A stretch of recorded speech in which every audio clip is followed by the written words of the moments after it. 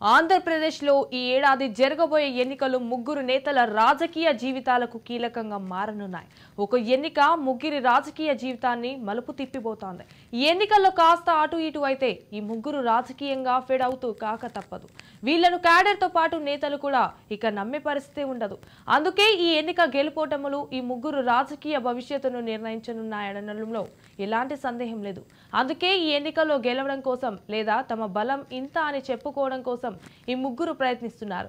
వాళ్ళే జనసేన అధినేత పవన్ కళ్యాణ్, టీడీపీ నేత Nara Lokesh, Congress chief YS Sharmila.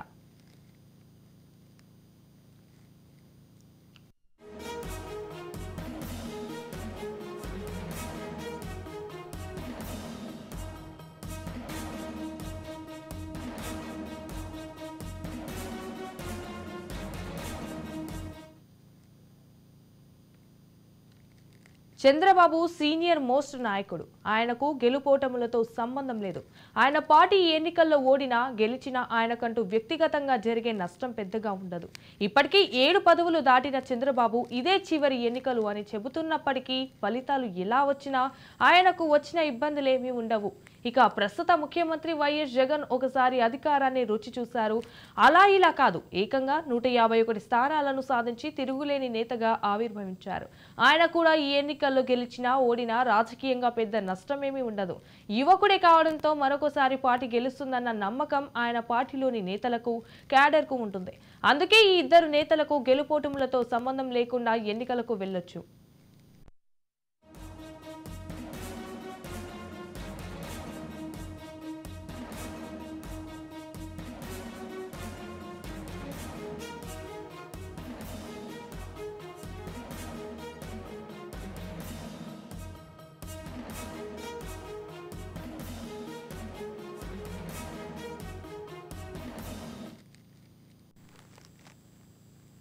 Pawan Kalyan party పెట్టి 10 ఏళ్లు అవుతుంది. 2014లో ఆయన పోటీ చేయకుండా టీడీపీ కూటమికి మద్దతు ఇవ్వడంతో అది గెలిచిందని ఆయన భావిస్తుంటారు. అది భ్రమ లేదా నిజమా అన్నది ఇప్పుడు తెల్లనుంది. 2019 ఎన్నికల్లో ఆయన బీఎస్పీ కమ్యూనిస్టులతో కలిసి పోటీ చేసిన 1 సీటును మాత్రమే గెలుచుకున్నారు.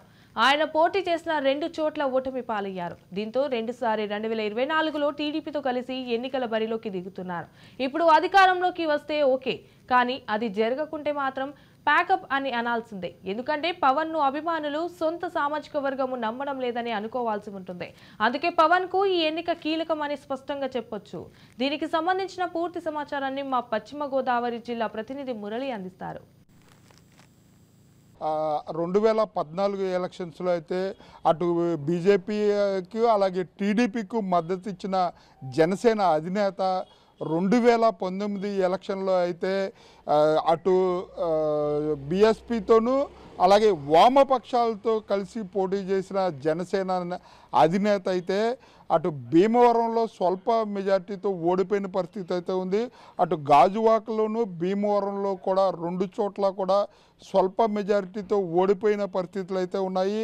అలాగే 2024 ఎలక్షన్లో టీడీపీ జనసేన ఉమ్మడి పొత్తుతో అయితే జనసేన అధినేత ముందుకు వస్తున్న నేపథ్యంలో ఈసారి జనసేన అధినేత ఎక్కడ పోటీ చేసినా, అటు భీమవరంలో పోటీ చేసినా, గాజువాకలో పోటీ చేసినా, తిరుపతిలో పోటీ చేసినా, అలాగే పిఠాపురంలో పోటీ చేసినా కూడా అత్యధిక మెజారిటీతో గెలిపించడానికైతే అటు జన సైనికులు, జనసేన నాయకులు కూడా కృషి చేస్తున్న పరిస్థితులు అయితే ఉన్నాయి. కాపుల ప్రభావం ఎక్కువగా ఉండే ఈ 2 జిల్లాల్లో కూడా అత్యధిక సీట్లు అటు టీడీపీ జనసేన మద్దతుతో జనసేన ఎక్కడ పోటీ చేస్తుందో అన్ని నియోజకవర్గాల్లో కూడా గెలిపించి జనసేన అధినేతకు కానుగ్గా ఇవ్వాలని చెప్పి జన సైనికులు ఎదురు చూస్తున్నారని చెప్పుకోవచ్చు. ముఖ్యంగా భీమవరంలో ఈరోజు జరగవలసిన జనసేన అధినేత సభను అడ్డుకునే దిశగా హెలికాప్టర్ ల్యాండింగ్కి పర్మిషన్ ఇవ్వని కారణంగా అయితే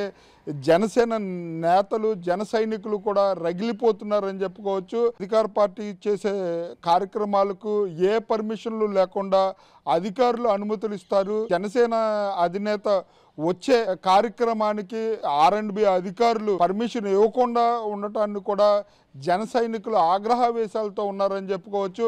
ఇప్పటికే భీమవరంలో జనసేన నేతలు, జన సైనికులు కూడా ఇంటింటికి వెళ్ళి పవన్ కళ్యాణ్ ఇక్కడే పోటీ చేస్తారు, భీమవరంలో పవన్ కళ్యాణ్ని అత్యధిక మెజార్టీతో గెలిపించాలని చెప్పి ఇప్పటికే ఇంటింటికి ప్రచారం చేస్తుంటే జనసేన నేతలు జన సైనికులు కూడా ఈసారి 2024లో ఇప్పుడు జరిగే ఎన్నికల్లో అయితే జనసేన సత్తా సాటాలని చెప్పి జన సైనికులు కసిగా ఉన్నారని చెప్పుకోవచ్చు.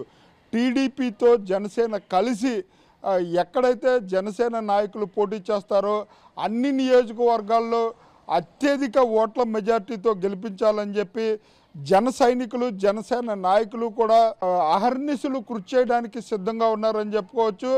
ఈ అత్యధికంగా ఉమ్మడి పశ్చిమ గోదావరి తూర్పుగోదావరి జిల్లాల్లో కాపులు ఎక్కువగా ఉండే నియోజకవర్గాలు ఉంటాయి. ఈ కాపులందరూ కూడా 90% పైన జనసేనకు మద్దతు ఇస్తుంటూ జన సైనికులు అలాగే జనసేన నేతలు కూడా ధీమాగా ఉన్నారని చెప్పొచ్చు.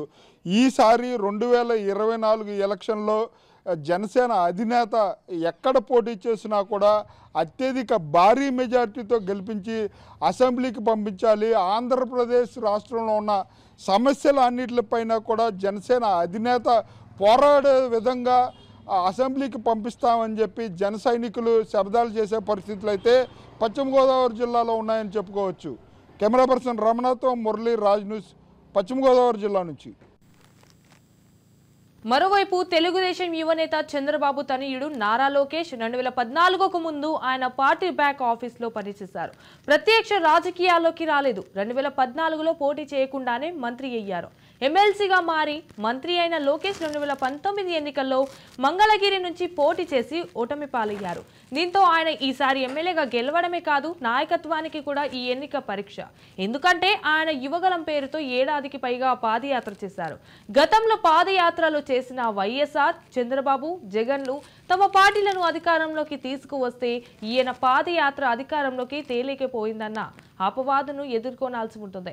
లోకేష్ కు ఈ ఎన్నికలు కీలకం. ఒకవేళ అధికారంలోకి రాకపోతే లోకేష్ ను నాయకులు నమ్మే పరిస్థితి ఉండదు. గెలిస్తే మాత్రం తన పాదయాత్ర గెలిపించిందని చెప్పుకునే వీలుంటుంది. దీనికి సంబంధించిన పూర్తి సమాచారాన్ని మా గుంటూరు ప్రతినిధి రమేష్ అందిస్తారు. పోటీ చేయడం ఓ లెక్క, గెలవటం మరో లెక్క. ఇప్పుడు ప్రస్తుతం ఆ ముగ్గురు నేతలే రాజకీయ చర్చనీయాంశంగా మారారు. ఏదైతే అటు జనసేన అధినేత పవన్ కళ్యాణ్, కాంగ్రెస్ పార్టీ అధినేత షర్మిల, అదేవిధంగా చంద్రబాబు తనయుడు లోకేష్, ఈ ముగ్గురు భవిష్యత్తు రాబోయే ఎన్నికల్లో ఎలా ఉండబోతుందనేది ఒక చర్చనీయాంశంగా మారినటువంటి నేపథ్యంలో అయితే పూర్తి స్థాయిలో పవన్ కళ్యాణ్ 2 సార్లు గెలిచినటువంటి నేపథ్యంలో ఓటమి చెందినప్పటికీ కూడా పార్టీని పూర్తిగా ప్రతిష్ఠితంగా చేయడానికి కూడా ఏపీ రాజకీయాల్లో ఒక విస్తృతంగా తిరుగుతున్నటువంటి నేపథ్యంలో అటు కాంగ్రెస్ పార్టీకి సంబంధించినటువంటి షర్మిల కూడా తెలంగాణ ఏదైతే వైఎస్ఆర్ కాంగ్రెస్ పార్టీని కాంగ్రెస్ పార్టీలో విలీనం చేసిన తర్వాత కూడా మరి కాంగ్రెస్ పార్టీ ఏపీలో ఒక దూకుడు పెంచిందని చెప్పుకోవచ్చు. అయితే ముఖ్యంగా మనం చూసుకుంటే లోకేష్కి సంబంధించి లోకేష్ ఏదైతే చంద్రబాబు తనయుడు కావడంతో అటు ఎమ్మెల్సీగా చేసి అదే క్యాబినెట్లో కూడా చోటు ఇచ్చినటువంటి చంద్రబాబు నాయుడు అయితే వైసీపీ తీవ్ర స్థాయిలో విమర్శలు మొదటి నుండి లోకేష్ పైన చేస్తున్నటువంటి పరిస్థితి. వార్డు స్థాయి ఎక్కడ కూడా గెలవనటువంటి లోకేష్ని మంత్రిగా చేసినటువంటి నేపథ్యంలో అయితే పూర్తి స్థాయిలో గెలిచి ప్రజా ఎన్నికల్లో గెలవాలని చెప్పి కూడా ఒక విమర్శలు కురిపిస్తున్నటువంటి నేపథ్యంలో ఏదైతే మంగళగిరిలో గత ఎన్నికల్లో ఓటమి చెందినప్పటికీ అదే నియోజకవర్గం నుంచి గెలవాలని చెప్పి కూడా ఖచ్చితంగా లోకేష్ వ్యూహంగా ముందుకెళ్తున్నటువంటి నేపథ్యంలో ఆ దశగా కూడా అడుగులు వేస్తున్నటువంటి పరిస్థితి. అయితే మొత్తంగా చూసుకుంటే యువగలం తర్వాత లోకేష్ పూర్తి స్థాయిలో గతంలో కంటే కూడా ఇప్పుడు కొంత రాజకీయంగా అటు మాటల్లో కూడా ఖచ్చితంగా కొంత మెరుగు పడ్డాడని చెప్పుకోవచ్చు. ఎందుకంటే వైసీపీ చేస్తున్నటువంటి విమర్శలు ఏదైతే మరి పూర్తి స్థాయిలో పప్పు అనేటువంటి ఈ వైసీపీకి పూర్తిగా కూడా బుద్ధి చెప్పే విధంగా కూడా ఆ లోకేష్ తాను రాజకీయ ప్రసంగాలు కానీ అటు ప్రతిపక్షంగా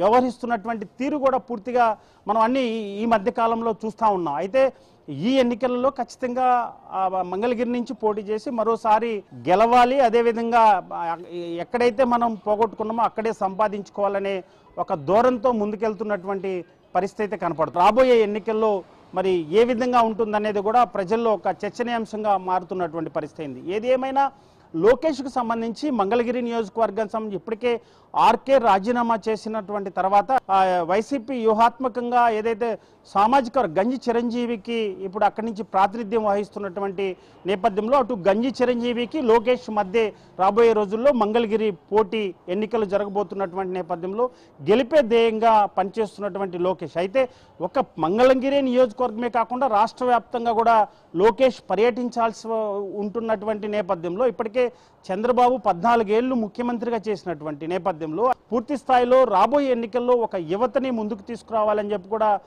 పూర్తిగా మరి చంద్రబాబు నాయుడు ఆలోచిస్తున్నటువంటి నేపథ్యం ఆ దశగా కూడా అటు లోకేష్ విస్తృత ప్రచారం చేయాల్సి ఉంటుంది. ఎందుకంటే ఆయా నియోజకవర్గాలకు సంబంధించి కూడా చేయాల్సి ఉన్నటువంటి నేపథ్యంలో ఈసారి ఎన్నికలలో ఏదైతే వైసీపీ సింగిల్ గా బరిలోకి వస్తున్నటువంటి నేపథ్యంలో రెండు పార్టీలకు సంబంధించి అటు జనసేన బీజేపీ టీడీపీ మూడు పార్టీలు పొత్తుతో ముందుకు వస్తున్నటువంటి నేపథ్యంలో పూర్తిగా రాబోయే ఎన్నికల్లో గెలిస్తే ఖచ్చితంగా వైసీపీ సంబంధించి కూడా ఇప్పుడు ప్రజా వ్యతిరేక నిర్ణయాలను ఎండగట్టి రాబోయే రోజుల్లో టీడీపీ జనసేన అటు బీజేపీ మూడు పార్టీలకు సంబంధించి కూడా గవర్నమెంట్ వచ్చిద్దని ఒక నమ్మకం ఏదైతే చంద్రబాబు అటు పవన్ కళ్యాణ్ చెప్తున్నప్పటికీ రాబోయే రోజుల్లో మరికొద్ది రోజుల్లో ఎన్నికలు దగ్గర పడుతున్నటువంటి సమయంలో ప్రజలు ఇప్పుడు ఉన్నటువంటి పార్టీని ఏ విధంగా చూస్తారో అదేవిధంగా రాబోయే రోజుల్లో కొత్తదనంగా ఇది ఇప్పటికే మహాశక్తి సంబంధించినటువంటి అనేక పథకాలు కూడా ఇప్పటికే రిలీజ్ చేసినటువంటి నేపథ్యంలో ఆ పథకాలు ప్రజలు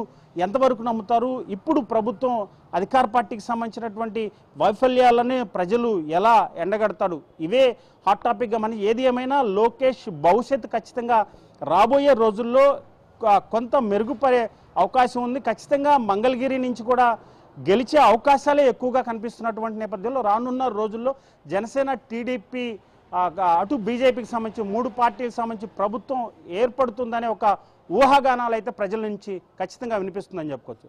వీడియో జర్నలిస్ట్ సుభాష్తో రమేష్, రాజ్ న్యూస్, గుంటూరు.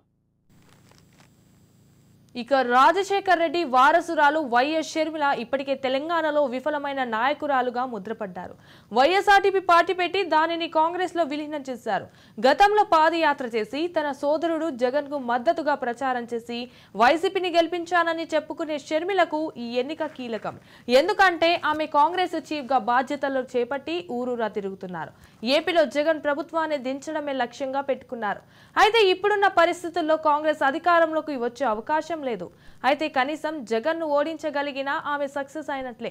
లేకపోతే మాత్రం షర్మిల ఏపీలో కూడా చాప చుట్టేయక తప్పని పరిస్థితులు నెలకొంటాయనడంలో ఎలాంటి సందేహం లేదు. దీనికి సంబంధించిన పూర్తి సమాచారాన్ని మా కర్నూలు జిల్లా ప్రతినిధి మధు అందిస్తారు. సార్వత్రిక ఎన్నికల్లో నూతన అభ్యర్థులు తమ అదృష్టాన్ని పరీక్షించుకోనున్నారు. ఈ నేపథ్యంలోనే ఏపీసీసీ చీఫ్ షర్మిల కూడా తమ అదృష్టాన్ని పరీక్షించుకోనున్నారు.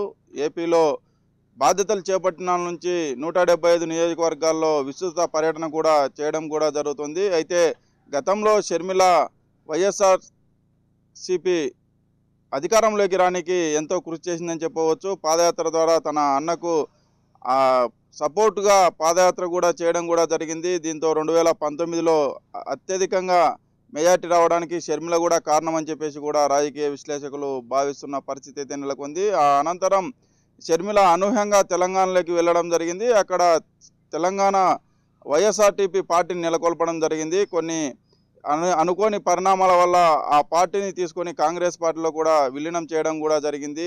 దాని తర్వాత ఏపీసీసీ చీఫ్ బాధ్యతలు చేపట్టి ఏపీలో 175 స్థానాల్లో అభ్యర్థులను నిలుపుతానని చెప్పేసి కూడా చెప్తున్న పరిస్థితి అయితే నెలకొంది.